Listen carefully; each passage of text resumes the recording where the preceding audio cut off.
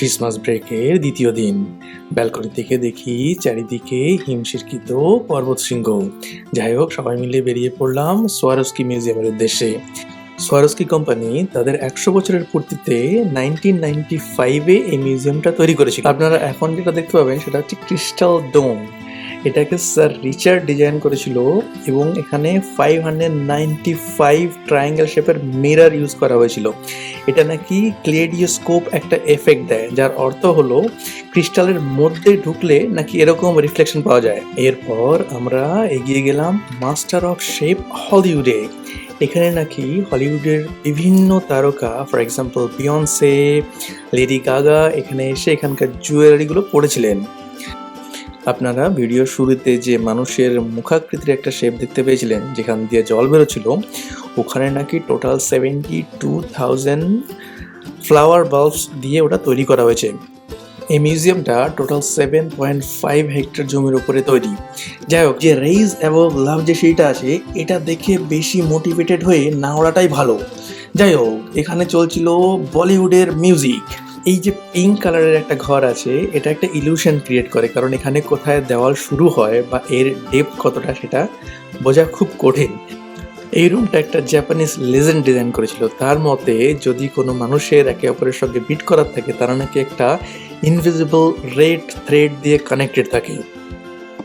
এই যে স্যান্ডেলিয়ার বা ঝাড়বাতিকে আপনারা দেখতে পাচ্ছেন, এর বিশেষত্ব হলো এর চারিদিকে ইন অল ডাইমেনশন মিরর লাগানো আছে, যে কারণে এর একটা ইনফাইনাইট একটা ফিল দেয়। এই যে আপনারা এতগুলো স্যান্ডেলিয়ার দেখতে পাচ্ছেন, এটা আর কিছুই নয়, এটা কিন্তু মিররের রিফ্লেকশন।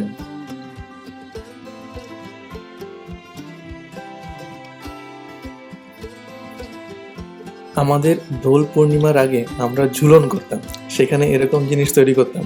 তো যাই হোক, এরা ওটাকে খুব সিরিয়াসলি নিয়ে নিয়েছে, তাই দুনিয়ার যে সমস্ত ফেমাস জিনিসগুলো আছে সেগুলোকে ওরা একসঙ্গে দেখানোর চেষ্টা করেছে।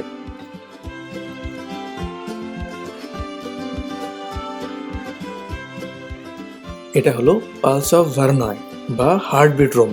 এখানে আপনি সেন্সরের সামনে আঙুল রাখলে আপনার হার্টবিটের সঙ্গে সঙ্গে আলোগুলো চেঞ্জ হবে। ক্রিসমাস ট্রিটাকে এরা খুব সুন্দর করে সাজিয়েছিল। এন্ড অফ দ্য মিউজিয়াম আপনি পাবেন ক্রিস্টাল শপ, কিন্তু এখানে জিনিসগুলোর দাম দেখে আমার তো পুরো জিভ বেরিয়ে গেল। অবশেষে মা মেতে ফটো তুলে ফাইনালি আমরা মিউজিয়ামের বাইরে বেরোলাম।